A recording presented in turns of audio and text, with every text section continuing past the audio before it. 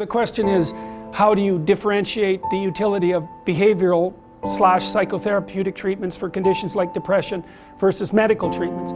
Okay, so the first thing I would say is, don't underestimate the utility of medical interventions.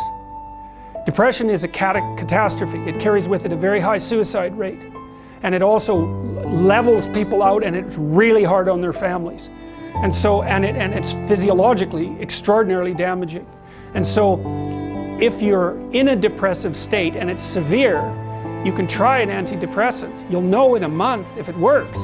If it works, well, maybe it'll help you get your life together. Like we could say, well, maybe you're depressed because your life isn't very well together. Could be. Sometimes people are depressed, their life is just, it isn't fine because no one's life is fine. Everyone's life is a tragedy. But sometimes people have their lives in order as much as you could expect anyone to have. They have friends, they have an intimate relationship, they have a career that they like. You know, they're qualified, industrious people working hard on what they're doing and really playing a minimum number of games with themselves, and they're terribly depressed.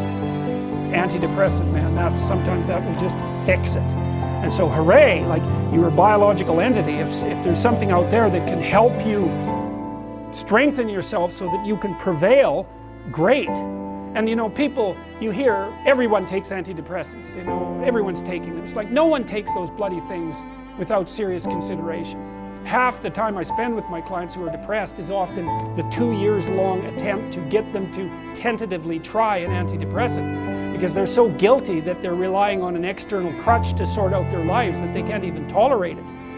But you know, I say, well look, man, what if you had diabetes? You're not going to take your insulin? It's like, you got stressed, you blew out at your weakest point. That's what happens when you get stressed. If there's something out there that might help you, it's like, try it, for God's sake. You'll know in a month, and you just stop if it doesn't work. Now, having said that, you want to do a multidimensional analysis. It's like, well, do you have any friends? Do you have an intimate relationship, or are you pursuing one? Do you have a reasonable career? Are you as educated as you are intelligent? Do you have something useful to do with your time outside of work? Do you have a drug or alcohol problem? Are there other behavioral issues like sleep dysregulation and lack of eating that are contributing to the pathology? You want to differentiate all of that, and wherever you can make a behavioral intervention, so much the better. But sometimes too, you're dealing with people whose lives are so wrecked that they don't even know where to start. They're different than the ones who have everything in order, say. And you say, well, try this, man, maybe you won't cut your throat in the next month, because if you're dead, it's going to be hard to work with you. And so medical interventions, anything.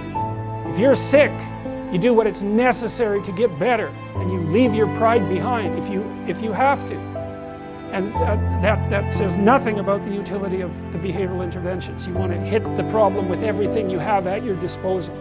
But some antidepressants, especially for people whose lives are together and who are depressed, antidepressants can be absolutely miraculous. So, you know, and you hear about the clinical evidence in their favor being iffy, and that's partly because the diagnosis of depression isn't very well formulated. It's very different to have a terrible life than to be depressed. And antidepressants can only help you so much if you have a terrible life. So